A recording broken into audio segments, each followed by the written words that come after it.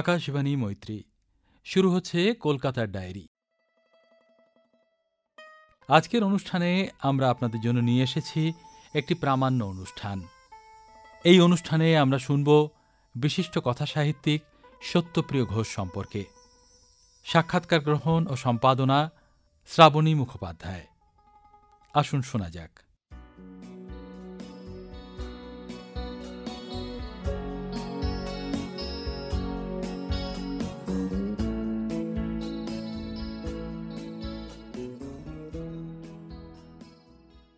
জনপ্রিয় বাংলা সাহিত্যিক শঙ্খ ঘোষের দাদার মতো দাদা হলেন কথাসাহিত্যিক ও সম্পাদক সত্যপ্রিয় ঘোষ।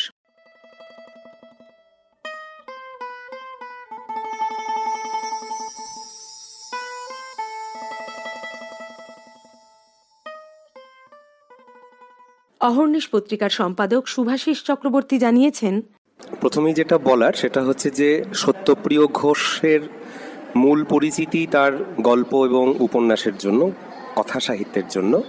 কিন্তু আমি পূর্বাশা পত্রিকা নিয়ে এবং সঞ্জয় ভট্টাচার্যের যখন শতবর্ষ এলো 2009-10 ওই সময়, তখন পূর্বাশা পত্রিকা নিয়ে আমি কাজ করতে গিয়ে, সঞ্জয় ভট্টাচার্য নিয়ে লেখালেখি করতে গিয়ে পূর্বাশার দ্বারস্থ হলাম এবং দেখলাম যে পূর্বাশা পত্রিকার সংকলন, পূর্বাশার কথা, এখানে সত্যপ্রিয় ঘোষ যে কাজ করেছেন তা আমাদের মতো পরবর্তী প্রজন্মের কাছে একটা অনন্য রত্নভাণ্ডার। আমি ওই আকৃষ্ট হলাম সত্যপ্রিয় ঘোষের প্রতি এবং জানতাম যে সত্যপ্রিয় ঘোষ আসলে শঙ্খ ঘোষের দাদা। শঙ্খ ঘোষ, নিত্যপ্রিয় ঘোষ, অভ্র ঘোষ এদের সবার বড় ভাই তিনি। সুতরাং যেহেতু ব্যক্তিগতভাবে অহর্নিশের সাথে শঙ্খ ঘোষের খুব একটা সুন্দর সম্পর্ক ছিল, তখন আমি তার মাধ্যমে আরও বইপত্র, গল্প, উপন্যাস, তা তখন আর পাওয়া যেত না, গল্পগুলো বা উপন্যাসগুলো, আমি স্যারের কাছ থেকে নিয়ে সেগুলো পড়তে শুরু করলাম। দেখলাম যে শুধু পূর্বাশার কাজের জন্য আমি যার প্রতি আকৃষ্ট হয়েছি, তিনি কথা সাহিত্যে একটা অনন্য জায়গা রেখে দিয়েছেন। ঠিক সেই জায়গা থেকেই ওনার যখন 90 বছর হলো, 90 বছর আসার আগ দিয়েই, আজ থেকে ঠিক 10 বছর আগে, আমরা অহর্নিশ পত্রিকার পক্ষ থেকে একটা সংখ্যা তৈরি করেছিলাম, সত্যপ্রিয় ঘোষ 90তম জন্মবর্ষ সংখ্যা। এবং সেই সংখ্যায় আমি ওনাদের পরিবারের, শঙ্খবাবু সহ সবারই খুবই সাহায্য পেয়েছিলাম এবং একটা অনুষ্ঠানও করা হয়েছিল 90 বছর উপলক্ষে। ওই যে অনুষ্ঠানটা করলাম, সংখ্যাটা করলাম, তারপর থেকেই আমাদের যেটা ভাবনায় ছিল এই যে সত্যপ্রিয় ঘোষ নিয়ে কাজ করে যেতে হবে। তো দেখতে দেখতে 10 বছর চলে গেল। 10 বছর বাদে যখন ওনার শতবর্ষ এলো, খুব স্বাভাবিকভাবেই তার শতবর্ষে অবশ্যই তাকে নিয়ে কাজ করা উচিত।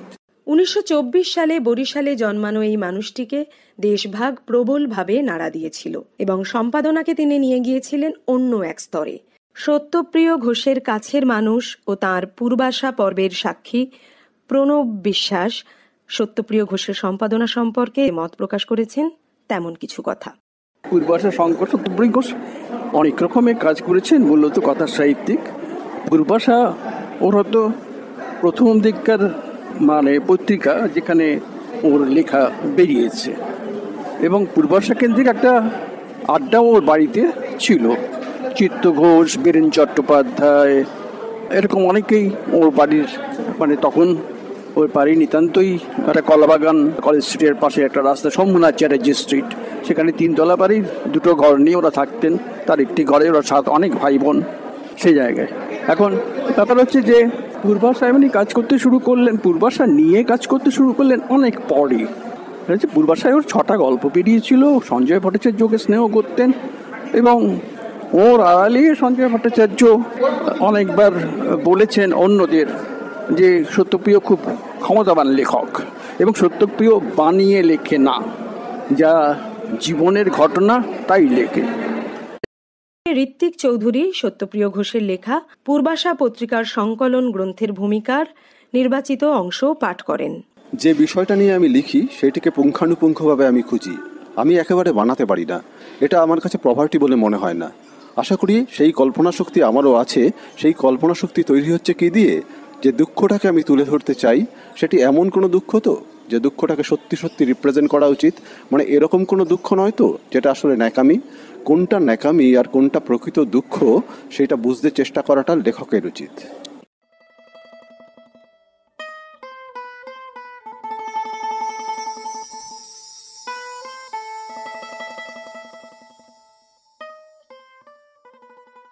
তার যে সম্পাদনার ধরন আর আজকালকার বর্তমানের যে পত্রিকাগুলি হচ্ছে তার মধ্যে কতটা সাদৃশ্য বা বৈসাদৃশ্য আপনি দেখতে পান? আপনি তো দীর্ঘদিন ওনার সঙ্গে কাজ করেছেন। সত্যি বলতে কি, সত্যপ্রিয় ঘোষের সঙ্গে অনেক রকম মজা টজা হতো, প্রায় ওর সঙ্গে গল্প হতো, ওর টেলিফোনে অনেক কথা হতো। উনি লিটল ম্যাগাজিনের লেখক, সেটা বলতে উনি গৌরববোধ করতেন, কিন্তু লিটল ম্যাগাজিনের সম্পাদনা, তার দায়িত্বজ্ঞানহীনতা, এই হঠাৎ হঠাৎ বিশেষ সংখ্যা বার করা ইত্যাদি নিয়ে তিনি অনেক মজাও করতেন। বিশেষ কোনো দিক থেকে কোনো তফাৎ আপনি অনুভব করেন? না, যেমন পত্রিকার কথাটা মানে হচ্ছে বিভিন্ন রকমের লেখার একটা সমষ্টি, সংকলন, যেটা ম্যাগাজিন বলে।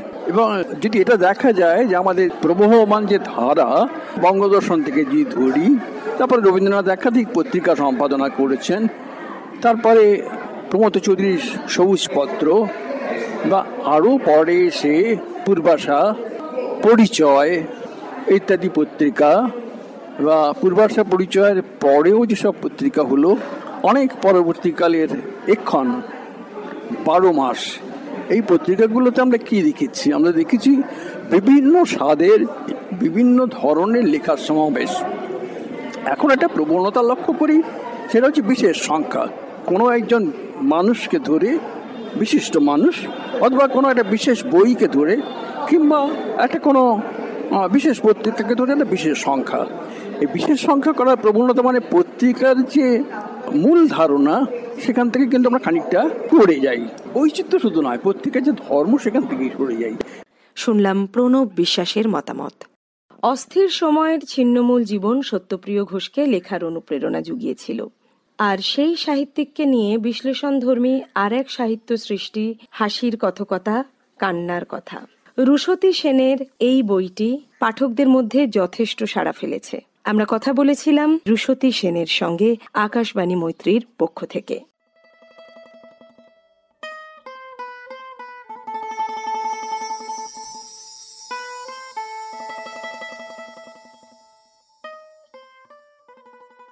দিদি, প্রথমেই আপনাকে আকাশবাণী মৈত্রীর পক্ষ থেকে, দুই বাংলা শ্রোতাদের পক্ষ থেকে স্বাগত জানাই। আপনার কাছে তো জিজ্ঞাসা অনেক, এখান থেকেই শুরু করি যে এই সাহিত্যিককে নিয়ে বিশ্লেষণধর্মী আর এক সাহিত্য সৃষ্টির পিছনে আপনার অনুপ্রেরণা কি ছিল?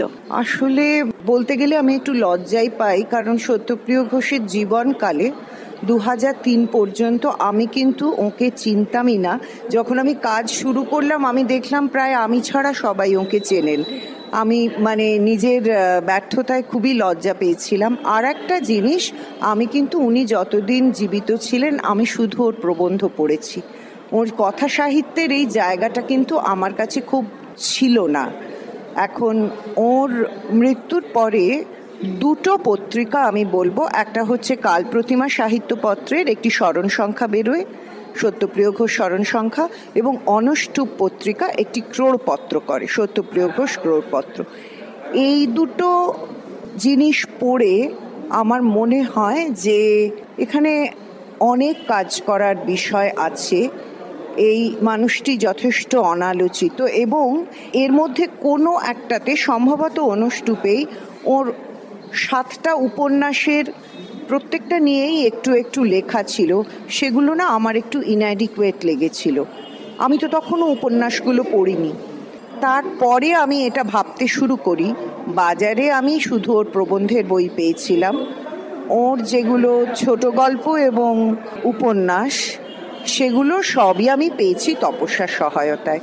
আমি বলি আমি এই কাজটা করতে আগ্রহী, এবং সবথেকে বড় কথা বিভিন্ন জনের যে স্মৃতিচারণ, তার মধ্যে ওর পরিবারের মানুষেরা আছেন, ওর প্রজন্ম এবং ওর পরের প্রজন্মের ভাইপো ভাইঝি, এদের ভাগ্নি ভাগ্নে, এদের আমার মনে হয়েছিল একটা অসামান্য ব্যক্তিত্ব। এবং তারপরে আমার কাজটা শুরু হয়। আর পড়তে পড়তে সময় যায়, আমাদের অকাজ অনেক থাকে, তো ফলে 4-5 হয়তো ভেবেছি কাজটা করব। কাজটা শুরু করতে করতে আমার 2010-11 হয়ে গেছে। এখন যেমন উপন্যাস সমগ্র বেরিয়েছে গত বছর, সংগ্রহ আমার সম্পাদনাতেই তখন তো এরকম কোনো ব্যাপার ছিল না। শুধুমাত্র ওর দুটো প্রবন্ধের বই বাজারে ছিল, আর কিন্তু কিছু ছিল না। এগুলো সমস্ত আমাকে তপস্যা দিয়েছে। সত্যপ্রিয় ঘোষের কন্যা তপস্যা ঘোষ, তার মুখে তার বাবার কথা। যেগুলো আলোচনা হলো তার সাহিত্যিক সত্তা ইত্যাদি, মানুষ সত্তাটাও বেরিয়ে এসছে, সেটাই আমার পিতা সত্তা। কারণ এই মানুষগুলো তো আলাদা আলাদা কিছু নন, সবটা মিলিয়ে একটি মানুষ গড়ে ওঠেন। ফলে পিতা হিসেবে আমি যেমন তার সংস্কৃতি জগতের সঙ্গে পরিচিত হয়েছি, বাড়িতে নানা রকম হতো তার সঙ্গে পরিচিত হয়েছি। আবার আমাকে যখন পড়াতো, বাবাই পড়াতো, ফলে সেই পড়ানোর মধ্যে দিয়ে তার শিক্ষক সত্তার পরিচয় আমার কাছে আছে। আর লেখালেখি তো পড়ার মধ্যে দিয়ে আসতে। তো বাবা একটা মজার কথা বলতো যে বাবার লেখা কেউ পড়ে না, 4 জন পড়ে পাঠক। তার একজন হচ্ছে নিজে, একবার লিখে, লেখার পরে একবার যখন রিভাইজ করছে তখন একবার, প্রুফ দেখার পর আরেকবার ছাপার পরে। তো এটা সত্যি সত্যি যে যতটা লেখার মধ্যে যে বিস্তারটা আছে সেই পরিমাণ মানে লোকের জানাটা হয়ে ওঠেনি আর কি। এখন যে নতুন করে হচ্ছে, নানা রকম গবেষণাও হচ্ছে, সেটা ভালো কথা আর কি, ভালো লাগছে।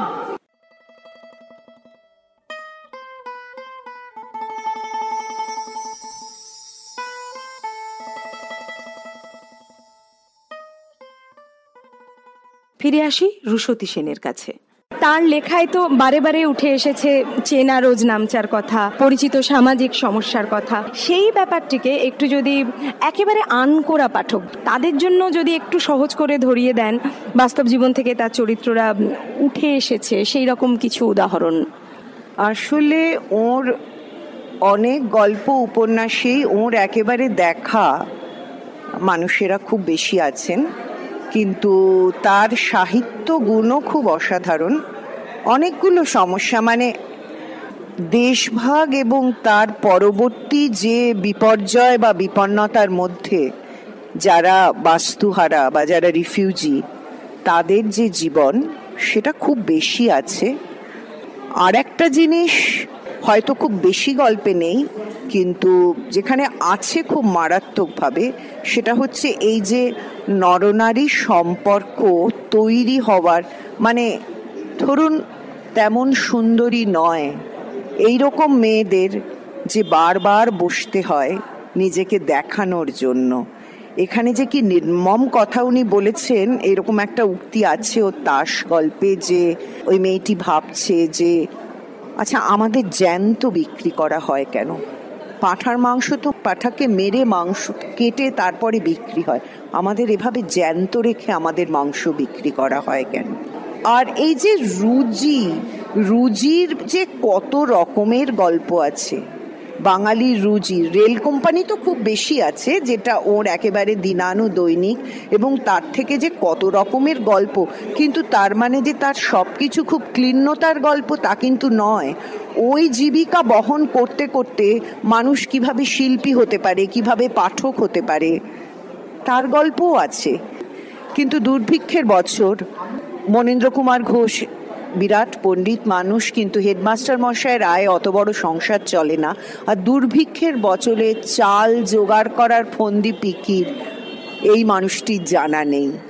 তখন পাকশি চন্দ্রপ্রভা বিদ্যাপীঠের এই হেডমাস্টার মশাইকে সকলেই বললেন যে রেল কোম্পানি খুব ভালো রেশন দেয়, বড় ছেলে সদ্য বিএ পাশ করেছে, সে যদি রেলে ঢুকে যায়। মানে মনীন্দ্র কুমার কিন্তু প্রথমে রাজি হতে পারেননি, ওর একেবারেই। কিন্তু তারপর পুরো পরিবারের অবস্থা দেখে এবং ওদের মা, যাকে রান্নাঘরটা সামলাতে হয়, বলেন। এবং উনি কিন্তু দুবার ভাবেননি। উনি সেকেন্ড বাংলা অনার্সে কৃষ্ণনগর গভর্নমেন্ট কলেজ থেকে চলে এসেছিলেন। দিদি, এই রেল কোম্পানির সূত্র ধরেই চলে যাই ওনার বহু বাসনায় উপন্যাসে। রেল কর্মচারীদের ধর্মঘটকে কেন্দ্র করে দুই পক্ষের দুটি বিরুদ্ধ মতবাদ উঠে এসেছে, এবং সেখানে বাবা এবং ছেলে, পিতা পুত্র, যেমন দুটি প্রজন্ম তেমন দুটি পক্ষ। তো এখানে এই যে দুই প্রজন্মের মধ্যে যে ভাবনা চিন্তার ব্যবধান এবং করা এবং সমর্থন না করা, এর মধ্যে একটা বিরোধ একটি পরিবারের মধ্যে খুব গুরুত্বপূর্ণ। কিন্তু এবারে যেটা সত্যপ্রিয় ঘোষের খুব জোরের জায়গা, উনি কিন্তু অন্দরটা ভীষণ ভালো বুঝতেন।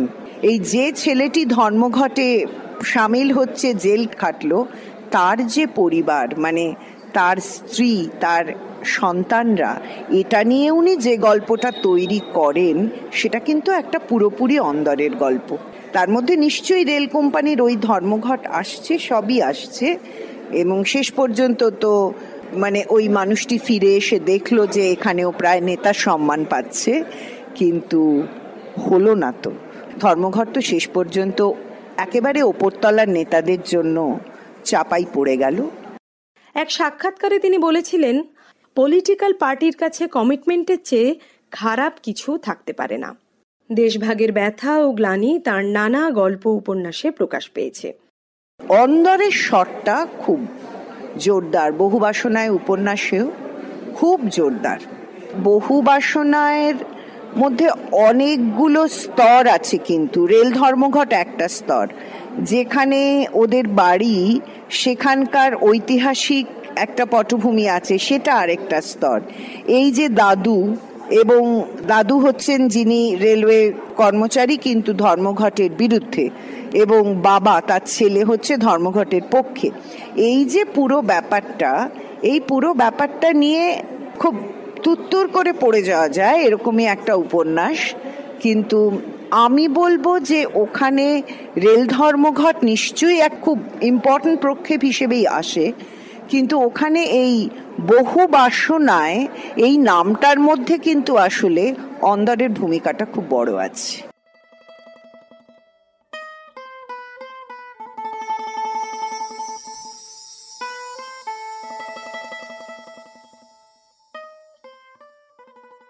উনি তো সত্যি একটা উপন্যাস লেখার যে অভিনিবেশ, যে সময়, যে অবসর একটা মানুষের দরকার হয়, সেটা তো সত্যি ওর জীবন ওকে দেয়নি।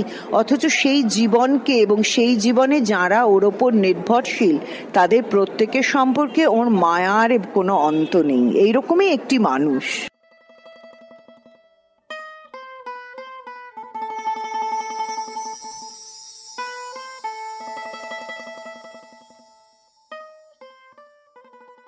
যে কথাটা আমরা বারবারই বলি, নিশ্চয়ই অর্থনৈতিক স্বাধীনতাটা একটা খুব বড় স্বাধীনতা, কিন্তু সেটা যথেষ্ট নয়। বরং অর্থনৈতিক স্বাধীনতা অনেক সময় এরকম একটা জায়গায় বিশেষত মেয়েদের নিয়ে যায় যে আমার তো এই ক্ষমতাটা আছে, যে আমার সঙ্গে যথেষ্ট দুর্ব্যবহার করছে বা যার কাছ থেকে আমি যেটা পাবো ভেবেছিলাম সেটা পাচ্ছি না, তার হয়তো এই অর্থনৈতিক জোরের জায়গাটা আমার চেয়ে কম, সুতরাং আমার কি তাকে ছেড়ে দেওয়া উচিত? এইটা একটা, আমি বলবো এটা মনস্তাত্ত্বিক স্বাধীনতা। এই মনস্তাত্ত্বিক স্বাধীনতার জায়গাটাতে কৃতিকারও যে সমস্যা ছিল, আমাদের সমস্যা খুব একটা পাল্টেছে বলে আমার মনে হয় না, হয়তো আরেকটু জটিল হয়েছে।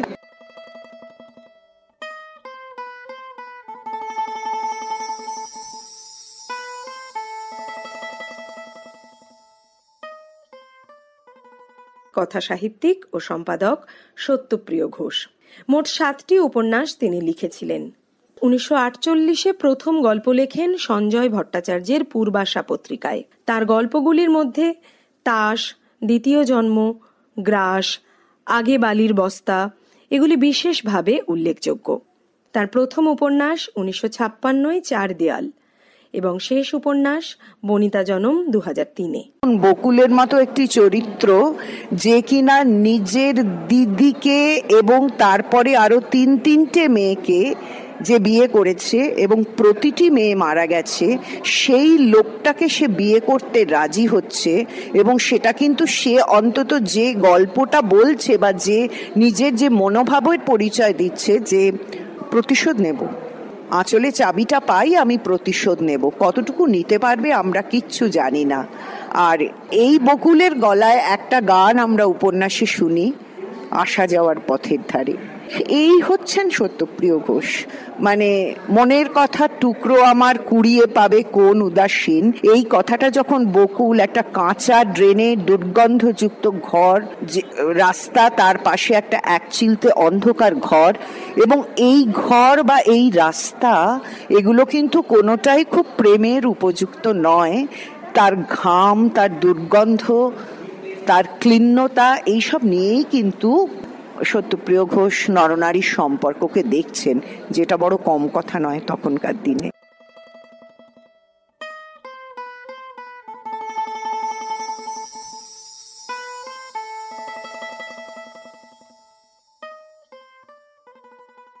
গ্রাসের মতো গল্প, দড়ির মতো গল্প, আগে বালির বস্তার মতো গল্প, অনেক আগে আমোদের মতো গল্প, এই সমস্ত নির্মম গল্প যদি সত্যি প্রপার অভিনিবেশে পড়া হয় তাহলে কিন্তু আমার তো জায়গায় জায়গায় খুব চেকভকে মনে পড়ে আমার ওর লেখা পড়তে গেলে।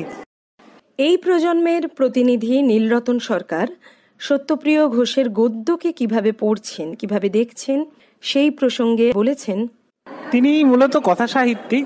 তার গল্প, 7টি উপন্যাস, এর বাইরেও বেশ কিছু প্রবন্ধও আছে এবং সেই সংখ্যাটা নেহাতি কম নয়। এখনো পর্যন্ত মোট 31খানা প্রবন্ধ 2টো বইয়ের মধ্যে পাওয়া যাবে। এর বাইরেও আরও কিন্তু অনেক প্রবন্ধ ছড়িয়ে ছিটিয়ে রয়েছে। তো এর মধ্যে একটা জিনিস কমন ব্যাপার হচ্ছে তার যাবতীয় লেখার বিষয়ই কিন্তু সাহিত্য, হয় সাহিত্যের কোনো একটা দিক, না হলে কোনো একজন সাহিত্যিক। কয়েকজন দেশি সাহিত্যিককে নিয়ে তিনি আলোচনা করেছেন, সবচেয়ে বেশি আলোচনা করেছেন মানিক বন্দ্যোপাধ্যায়কে নিয়ে, এটা নিয়ে একটা আলাদা বই আছে। এছাড়াও রয়েছেন সঞ্জয় ভট্টাচার্যকে নিয়েও তার প্রায় 5টা প্রবন্ধ রয়েছেন, তারাশঙ্কর বন্দ্যোপাধ্যায় 3টে প্রবন্ধ, এছাড়াও রমেশচন্দ্র সেন আছেন, শরৎচন্দ্র আছেন এবং বিদেশিদের মধ্যে গোর্কি রয়েছেন, লুকাচকে নিয়ে লিখেছেন, আর তার সবচেয়ে পছন্দের যিনি পরের দিককার আলেকজান্ডার সলজেনিৎসিন, তাকে নিয়ে 5টা প্রবন্ধ আছে। তার যে গদ্য রীতি সেটা আমাদের এই বর্তমান প্রজন্মকে কতটা প্রভাবিত করতে পেরেছে? দেখুন, ওর গদ্যের মূল বৈশিষ্ট্য যেটা, গল্প উপন্যাসের ক্ষেত্রে যদি আমি বেরিয়ে আসি তাহলে আমি দেখবো একটা অবজেক্টিভিটি, তথ্যনিষ্ঠা এবং অবজেক্টিভ দৃষ্টিভঙ্গিতে বিষয়কে দেখা, এবং সেই দেখার মধ্যে যেন কোনো ব্যক্তিগত ধোঁয়াশা, ব্যক্তিগত কোনো ইচ্ছে বা তার কোনো পছন্দ অপছন্দ কোনোভাবেই প্রভাবিত না করতে পারে।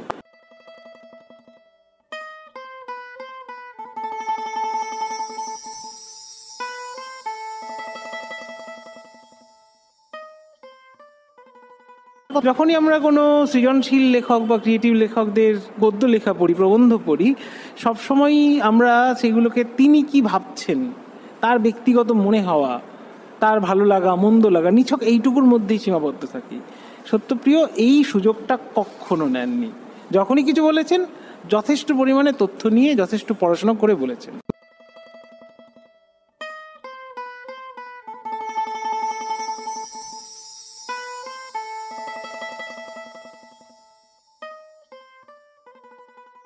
তিনি যখন মানিক বন্দ্যোপাধ্যায়কে নিয়ে বিচার করেছেন, তিনি একজন কমিউনিস্ট পার্টির সদস্য, তার খুব অনুরাগী, সেইভাবেই বিচার করেছেন। আবার আলেকজান্ডার সলজেনিৎসিন, যিনি কমিউনিস্ট পার্টির সমালোচক, পার্টি বিদ্বেষী, তাকেও তার প্রশংসা করতে আটকায়নি। নিরপেক্ষতা, সাহিত্যের অধিকার বলে যে আরেকটা কথা আছে, এই সাহিত্যের অধিকার এবং ওই সৎ লেখকদের কোনো বিশেষ পার্টির আনুগত্য বা বিশেষ কোনো মতাদর্শের আনুগত্য তিনি নিজে যেমন কোনো দিন এটা রাখেননি, কোনো লেখকের এটা থাকুক এটা তিনি চানও নি।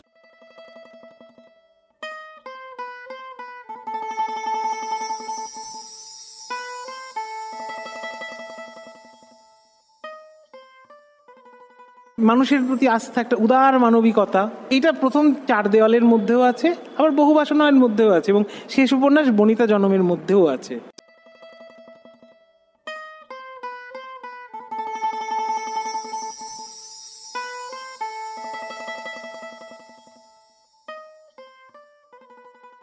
নদীর ভৎসনা বলে একটি তার গল্প আছে। 92 সালে তিনি যখন বাংলাদেশে গিয়ে নদীর সামনে দাঁড়াচ্ছেন, একটি আশ্চর্য গল্প। বলে আমার ধারণা 2 বাংলার মানুষই সত্যপ্রিয় ঘোষের সৃজনশীল রচনার মধ্যে দিয়ে এক রকমের আত্মপ্রক্ষেপ, নিজেদেরকে খুঁজে পাবেন এবং নিজের সময়কে খুঁজে পাবেন, এইটাই বলার। গবেষক ও প্রাবন্ধিক সন্দীপ বন্দ্যোপাধ্যায়, তার মুখ থেকে আমরা শুনে নেব মানুষ সত্যপ্রিয় ঘোষকে তিনি কিভাবে দেখেছিলেন, কিভাবে চিনেছিলেন। সত্যপ্রিয়বাবুর জামাই মিলন দত্ত আমার বন্ধু, সেই হিসাবে সত্যপ্রিয়বাবুকে আমি মেসমশাই বলেও ডেকেছি, আবার সত্যপ্রিয় দাও বলেছি। তার বাড়িতে তার সঙ্গে আমার কথা বলার সুযোগ হয়েছে। এছাড়া সত্যপ্রিয় ঘোষের খুব প্রিয় মানুষ বীরেন্দ্র চট্টোপাধ্যায়ের সঙ্গে সত্যপ্রিয়দাকে আমি একসঙ্গে দেখেছি, সেখানেও কিছু গল্প করার সুযোগ হয়েছে। এরকম একজন শান্ত সংহত মানুষ, যিনি নিজের কাজ নিয়ে কখনো প্রচারের মধ্যে যাননি, অথচ অক্লান্ত পরিশ্রমে গভীর অধ্যবসায় নিয়ে নানান ধরনের সম্পাদনার কাজ করে গেছেন। সত্যপ্রিয়বাবুর সম্পাদনার কাজটাই এত বেশি গুরুত্ব পেয়েছে যে তার আড়ালে সত্যপ্রিয় ঘোষ যে একজন সাহিত্যিক ছিলেন, গল্প উপন্যাস লিখেছেন, সে পরিচয়টা অনেকটা হারিয়ে গেছে। কিন্তু আমি তার গল্প উপন্যাসও পড়েছি, তিনি আমাকে তার বই দিয়েছেন। তার লেখার একটা নিজস্বতা ছিল, তার লেখার মধ্যে একটা স্বাতন্ত্র প্রকাশ পেত, সম্ভবত সেটাই ছিল তার ব্যক্তিত্ব। আমি সব মিলিয়েই এই মানুষটিকে স্মরণ করি।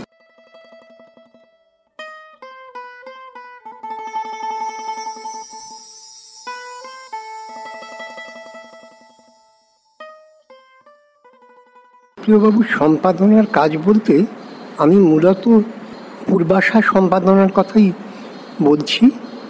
উনি যখন এই পূর্বাশা সম্পাদনার কাজ করছেন, সেই সময় একবার তার সঙ্গে আমার তার বাড়িতে বসে কথা বলার সুযোগ হয়েছিল। উনি যেটা বলছিলেন স্বভাবতই যে সব সংখ্যা পাওয়া যাচ্ছে না, কোনো কোনো সংখ্যা হারিয়ে যাচ্ছে, এইসব কথা বলছিলেন। একটা জিনিস লক্ষ্য করেছিলাম যে ওনার সম্পাদনার মধ্যে উনি নিজেকে কখনো সামনে আনার চেষ্টা করতেন না। উনি আমাকে বলেছিলেন যে তুমি যদি সঞ্জয় ভট্টাচার্য কেমন লেখক ছিলেন আমাকে জিজ্ঞাসা করো, তাহলে আমি সেটা আলাদাভাবে অন্য কোথাও বলতে পারি, কিন্তু এই পূর্বাশা সম্পাদনার কাজে আমি সঞ্জয় ভট্টাচার্য কি করতে চেয়েছিলেন, সম্পাদক হিসাবে তিনি কতটা স্বতন্ত্র, সেইটা আমি বড় করে দেখতে চাই। আর তাঁর যে সাহিত্য, গল্প উপন্যাস, সেখানে আজকে হয়তো তার অনেক লেখাই আমাদের কাছে একটু সেকেলে মনে হবে, কিন্তু কথা হচ্ছে যে মানুষটির তো 100 বছর বয়স হলো, ফলে উনি যে আমলের মানুষ, সে আমলে উনি কিছু মূল্যবোধে বিশ্বাস করতেন এবং সেই মূল্যবোধের ভিত্তিতে উনি এক ধরনের করে এই সমাজ জীবনকে দেখতে চাইতেন। তারই একটা প্রতিফলন ওনার সাহিত্য। একেবারে নতুন প্রজন্ম, যাদের কাছে সত্যপ্রিয় ঘোষ সেভাবে পরিচিত নামই নন।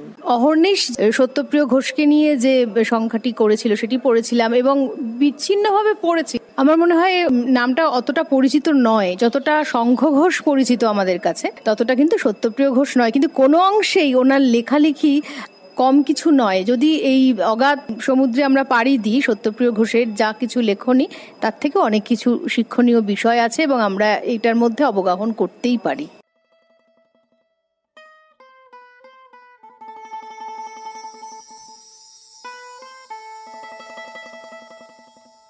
শুনলেন কলকাতার ডায়েরি।